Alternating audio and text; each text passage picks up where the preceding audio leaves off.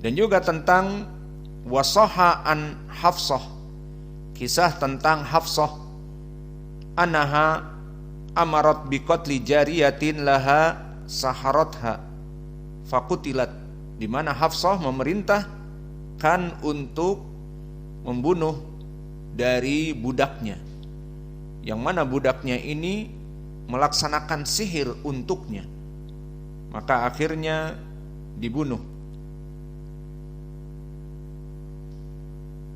Maka di sini sanadnya dikeluarkan oleh Imam Malik di kitab Muwatta an Muhammad ibni Abdurrahman bin Sa'ad ibnu Zurarah annahu balaghahu anna Hafsah zaujan Nabi qatalat jariyah laha saharatha.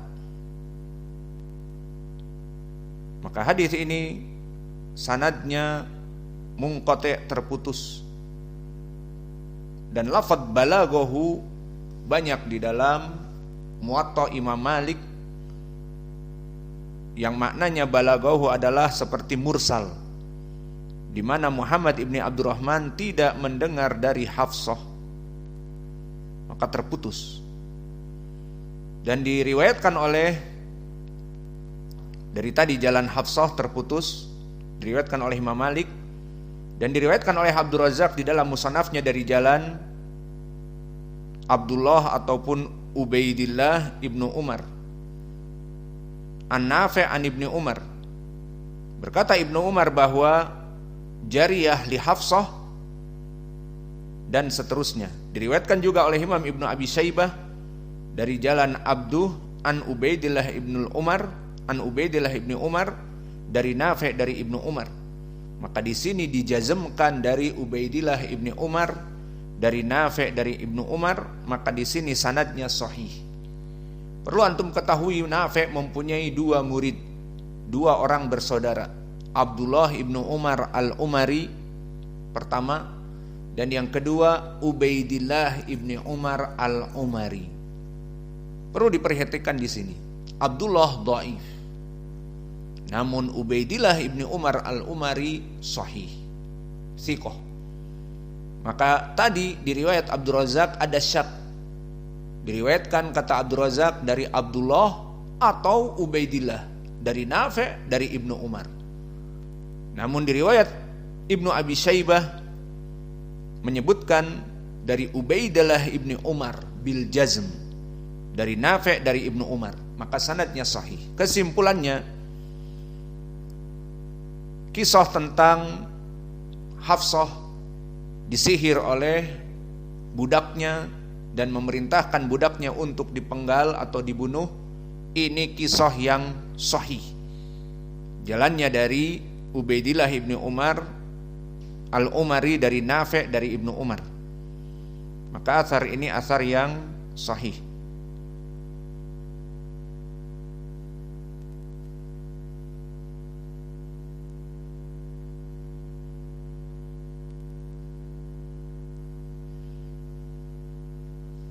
Dan begitupun qala Ahmad an salasatin min ashabin Nabi, amma qauluhu wa kadzalika sahha an Jundub, maka dari Jundub benar sahih jika mauquf, maka sahih mauquf dari Jundub seperti tadi di atas kita bahas.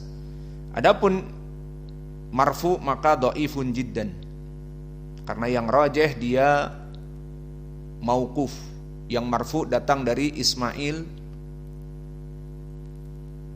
Ibnu Muslim al-Makki dhaif.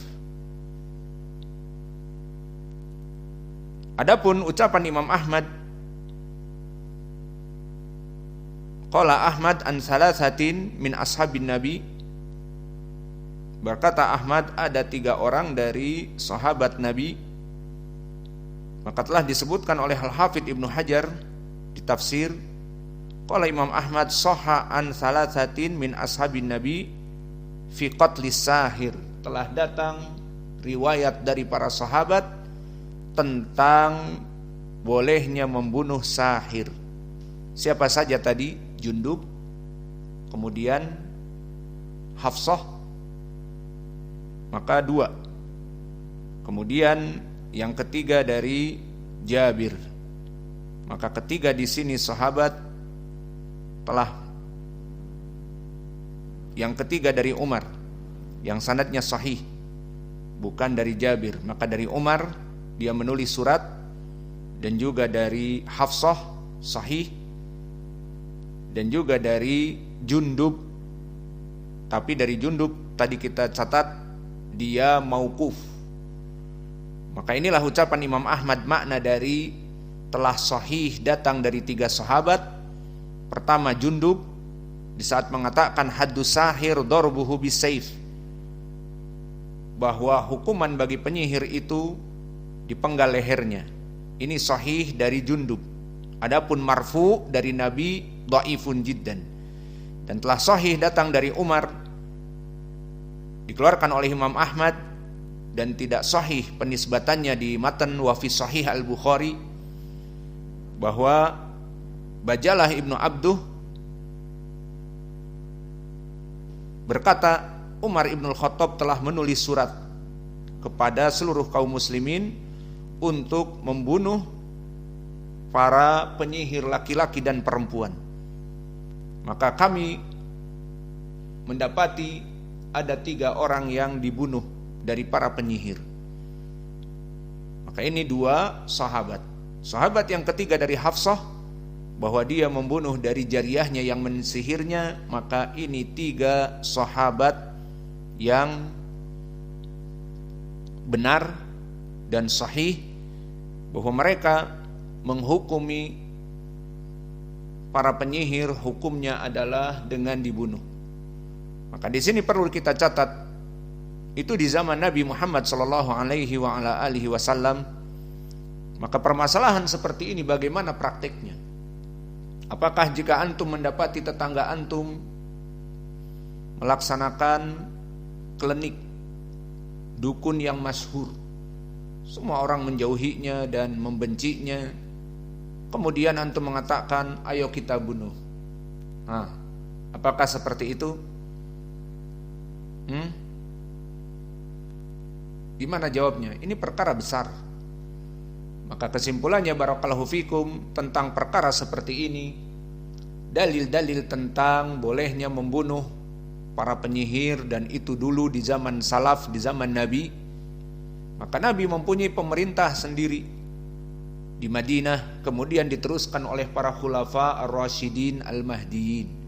Maka di zaman Umar, Umar yang memerintahkan. Siapa Umar? Amirul Mukminin, pemimpin apa tidak? Umar. Naam. Dan begitupun para sahabat, dohirnya di zaman setelah diperintahkan oleh Umar, maka Hafsah memerintahkan untuk membunuh jariyahnya, budaknya yang menyihirnya. Dohirnya dari perintah Umar, dan Umar pemimpin, Amirul Mukminin. Dan begitupun Jundub yang mengatakan haddus sahir duribat unuquh, bahwa para penyihir itu dipenggal lehernya. Awas, jangan kalian fahami ini di zaman now, ataupun kalian fahami semua orang membunuh penyihir. Sekarang saya mau tanya tadi soalnya, di tetangga kalian ada penyihir, dan masyhur penyihir itu membuka santet, teluh, perceraian, ataupun bahkan membuat laki-laki yang tadi dibenci oleh perempuan, akhirnya perempuan itu tergila-gila kepadanya dengan disihir, sihir cinta. Maka orang ini ma'ruf. Kemudian kamu membawa pedang dan masuk ke rumahnya dan memutus lehernya. Boleh seperti ini? Disinilah, jangan ada nanti di saat kita membaca kitab tauhid, kemudian ada yang membunuh dukun. Alhamdulillah di antara kita tidak ada dukun. Namun bagi yang mendengar misalnya lewat online, maka ada yang mendengar lewat online ternyata mempunyai tetangga dukun, kemudian membunuh dukun. Setelah diperiksa, kenapa kamu membunuh dukun? Di pelajaran kitab tauhid 3 sahabat menfatwakan membunuh dukun. Dukun itu hadduhu, hukumnya di syariat boleh dibunuh. Maka kita katakan itu na'am, terjadi di zaman para khulafa ar-rasyidin. Namun sekarang di pemerintah kita, apakah ada undang-undang membunuh dukun? Dan itu perkaranya dikembalikan kepada pemerintah. Maka jika pemerintah membolehkan, sudah terlalu banyak dukun ini, maka akhirnya misalnya pemerintah membuat undang-undang, ya sudah, para dukun diciduk.